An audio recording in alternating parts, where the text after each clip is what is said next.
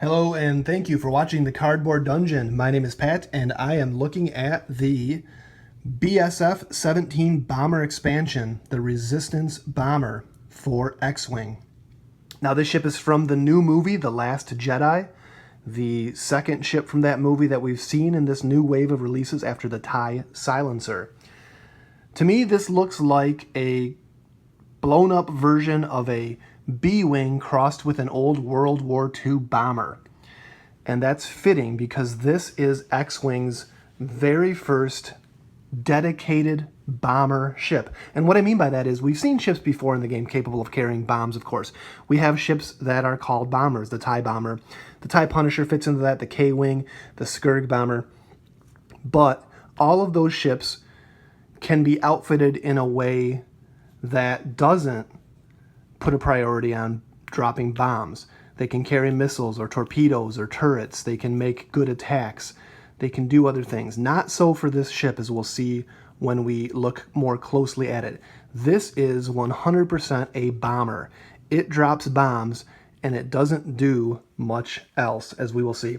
It is a large base ship and it does have a turret primary weapon, which means that it can make primary weapon attacks in a 360-degree arc, even outside of its standard printed firing arc.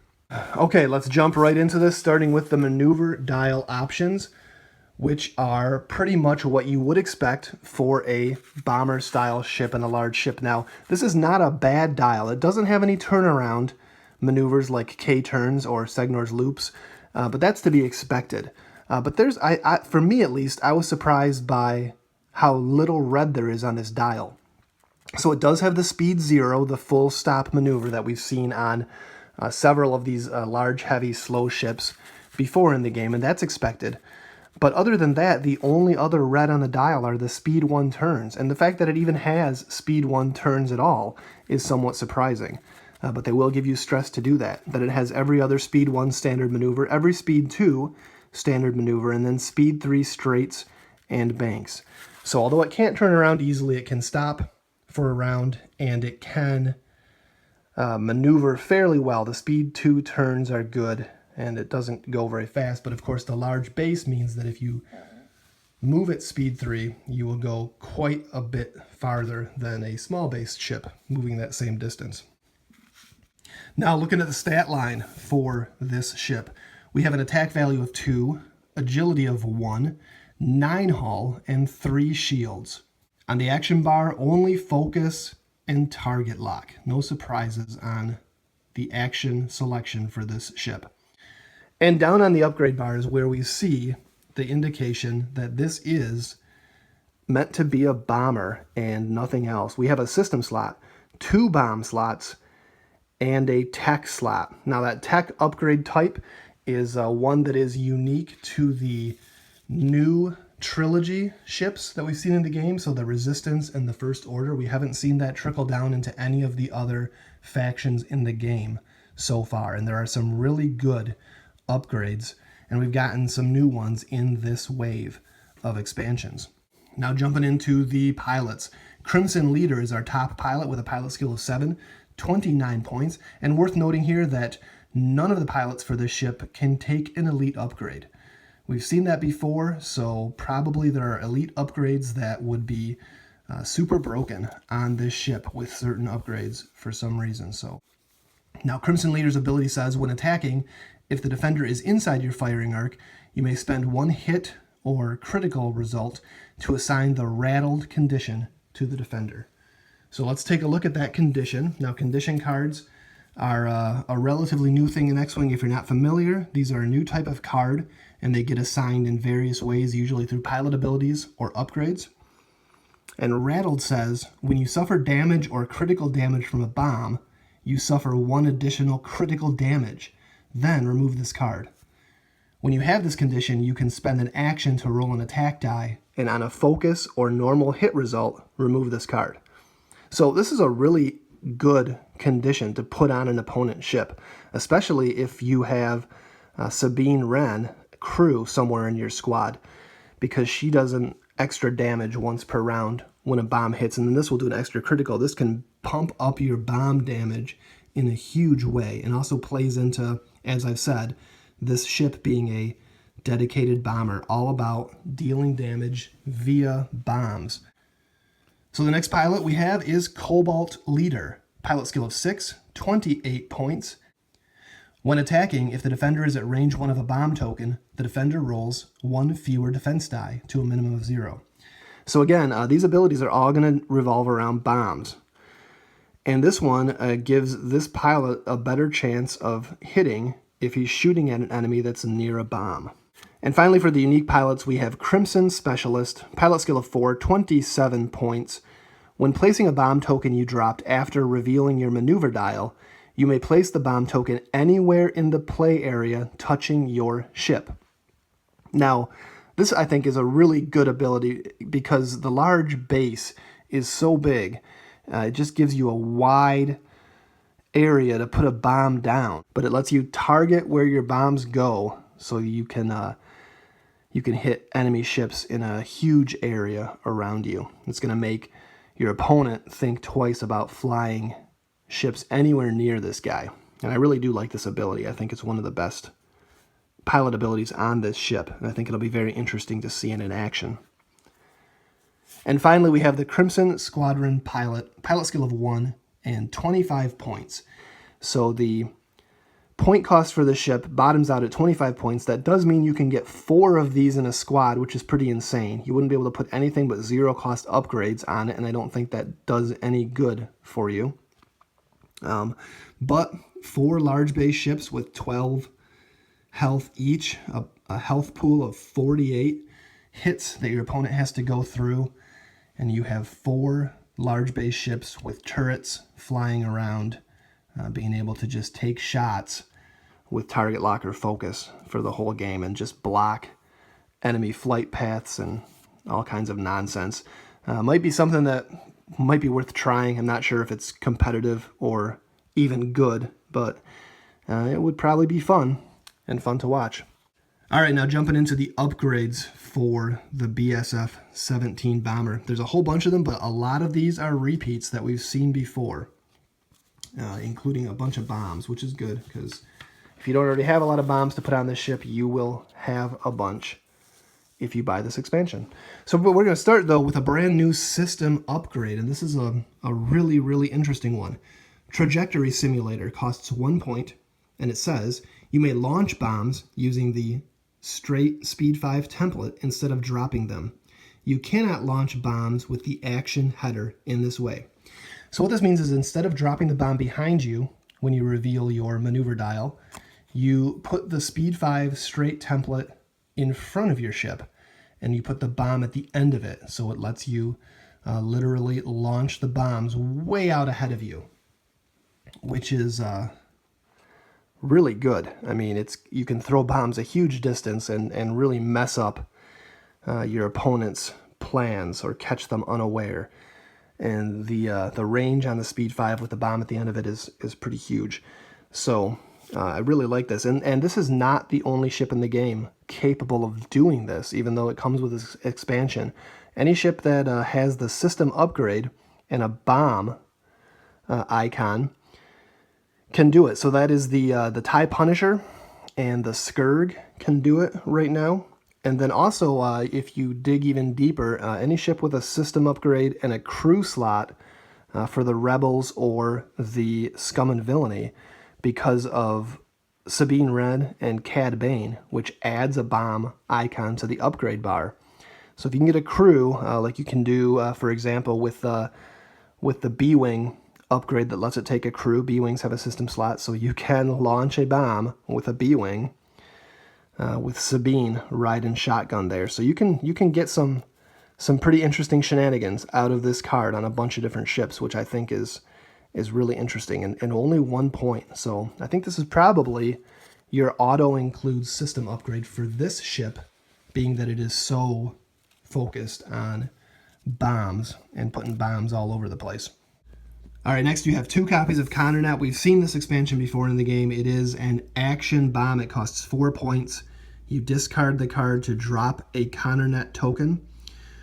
When a ship's base or maneuver template overlaps the token, the bomb detonates, as with all of these action bombs. So a ship has to fly over it before it will explode. And what a counternet does is the ship that overlapped the bomb token takes a damage, 2 ion tokens, and skips its perform action step. So a whole lot of hurt for a ship that flies over a counternet. So good to have more copies of counternet. It is an excellent bomb, one of the top action bombs in the game, I think, along with the cluster bombs. And it's nice to have 2 copies of it. Next, we have a new bomb upgrade. Not a bomb, actually, but it fills a bomb slot. Ordnance Silos is SF-17 bomber only, costing 2 points. And it says, when you equip this card, place 3 ordnance tokens on each other equipped bomb upgrade card. When you are instructed to discard an upgrade card, you may discard 1 ordnance token on that card instead. So this ship has 2 bomb icons on its upgrade bar, which means that you can put 1 bomb and then ordnance silos, and then you will be able to drop that bomb up to 4 times. Once for each of the 3 ordnance tokens, and then finally for discarding the bomb card itself. So that gives you huge mileage and point efficiency out of whatever bomb you choose to put on the ship if you go that route. Now with double bomb slots, you can also just take bomblet generator and have infinite bomb drops for the whole game, and you can use the trajectory simulator to launch bomblets out ahead of you as well, because they are reveal bombs. So a couple of bomb loadouts capable now with bomblet generator and ordnance silos. And if you don't have bomblet generator already and you're interested, it's a great upgrade for the ship, and it does come in the Skurg bomber expansion. All right, next there's 1 copy of SEISMIC Charges, one of the older bombs that has been in the game for a long time. It is 2 points, and this one is dropped when you reveal your maneuver dial, and it explodes at the end of the activation phase and does 1 damage to every ship at range 1 of the token. Really good bomb. Auto damage is great. Good bomb for this ship. And then thermal detonators next up, 3 points. It is another maneuver reveal bomb. And this one is similar to SEISMIC Charges. When it detonates at the end of the activation phase, it does 1 damage to every ship at range 1 of the token. And then also, those ships that took damage receive a stress token. Next, we've got 2 copies of Advanced Optics. We've seen this already in this wave of ships. We had copies of it in the TIE Silencer expansion. So more copies. It is a tech upgrade, 2 points. And it says you cannot have more than 1 focus token. During the end phase, do not remove an unused focus token from your ship. So it lets you carry focus around. And we will see why it's included in this expansion when we get down to the title upgrade for the ship. And next we have Targeting Synchronizer. We've seen this a couple times before, most recently the Upsilon class shuttle. It costs 3 points. It's a tech upgrade. When a friendly ship at range 1 to 2 is attacking a ship that you have a target lock on, that friendly ship can treat the attack target lock header as simply attack, and if a game effect instructs that ship to spend a target lock, it can spend your target lock instead. So if you have a target lock on a ship and a friendly ship is making an attack against that ship, it can use your target lock, basically, is what this does. And next we have a new modification. Deflective Plating is SF-17 bomber only, costs 1 point, and it says when a friendly bomb detonates, you may choose not to suffer its effects. If you do, roll an attack die. On a hit result, discard this card. So this is a way to possibly not take damage from your own bombs, which is cool, especially when you're launching bombs ahead of you, because those are difficult to avoid because you still have to move. All right, finally we have a title, SF-17 bomber only, costs 2 points, Crossfire Formation. When defending, if there is at least 1 other friendly resistance ship at range 1 to 2 of the attacker, you may add 1 focus result to your roll. So this is pretty interesting, and this is where Advanced Optics comes in. If you have a focus token, basically you only get 1 defense die normally on this ship with 1 agility, but if there's a resistance ship near the ship that's attacking you, you can add a focus result and then spend your focus token, and you get an evade. So a little extra survivability for this ship. Now I think it's very interesting that it specifies resistance only.